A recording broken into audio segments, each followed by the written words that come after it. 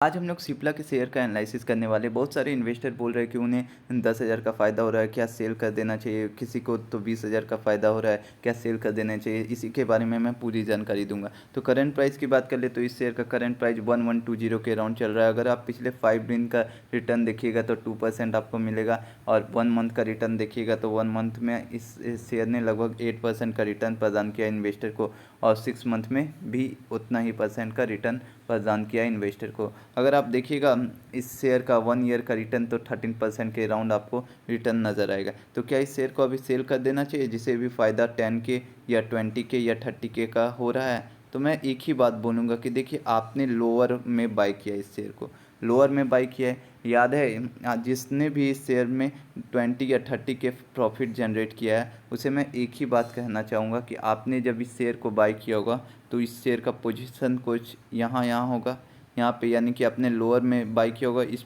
Point पे या इस पॉइंट पे, इस पॉइंट पे या इस पॉइंट पे बाई किया होगा। तो आप काफ़ी दिनों तक होल्ड किए इस शेयर को। देखिए ये शेयर अभी 13.87% का रिटर्न आपको प्रोवाइड करके दी है। तो यानी कि आपने 13% का रिटर्न जनरेट कर लिया है 1 साल के अंदर अंदर ही। देखिए यहाँ पे अगर आपने इन पोजीशंस पे बाई किया है, ज़रूरी बात है कि ये आपने जो भी पोजीशन पे बाई किया होगा वो काफ़ी नीचे होगा। यही बात है कि आपको जो फ़ायदा हो रहा है वो 20 के या 30 के का हो रहा है। ऐसे जनरली आपने जो भी कैपिटल लगाया, मैं आपको एक ही सलाह दूंगा कि देख लीजिए अभी शेयर यहाँ पे चल रहा है।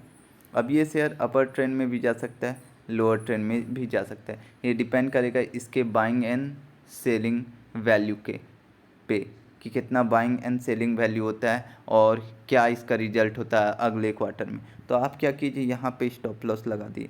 यानी कि मान लीजिए आपका अभी प्रॉफिट 13% चल रहा है, तो आप अपना 10% पे स्टॉप लॉस लगा दीजिए कि 10% से नीचे अगर ये शेयर गया किसी निगेटिव न्यूज़ के कारण, या फिर क्वार्टरली ग्रोथ इसका अच्छा नहीं हुआ, सेल्स अच्छा नहीं हुआ, उसके कारण अगर नीचे जाएगा तो आप 10% में बेच दोगे, अगर आप शॉर्ट टर्म इन्वेस्टर हो तो।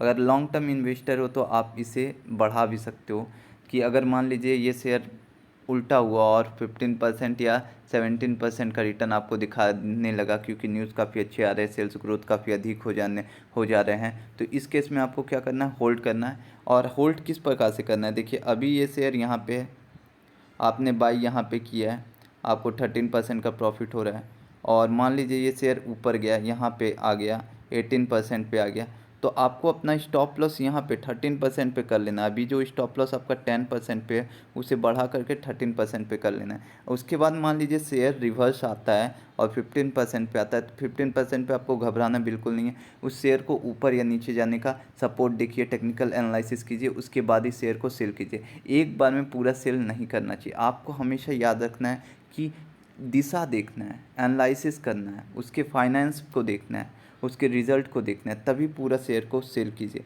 ऐसा ना हो कि आप शेयर को घबरा के 13% पे शेयर को बेच दीजिए और वो शेयर आगे भाग जाए। देखिए मैं इसलिए बोल रहा हूँ स्टॉप लॉस लगाने की, क्योंकि आपको तो प्रॉफिट होना निश्चित है। मिनिमम आप प्रॉफिट 10% लेके तो जाओगे ही जाओगे, चाहे शेयर कितना भी गिरे, क्योंकि आपने पहले ही काफ़ी इंतज़ार किया है कि आपको आज 13% देखने को मिल रहा है, 20-30 की आपको फ़ायदा मिल रहा है अपने कैपिटल का। तो आपको यही सब बातों का ध्यान रखना है। अगर आप मार्केट कैप की बात करो तो इस शेयर का मार्केट कैप 90.16 TCR है, पी रेशियो 36 का, और डिविडेंड यील्ड 0.45% का है।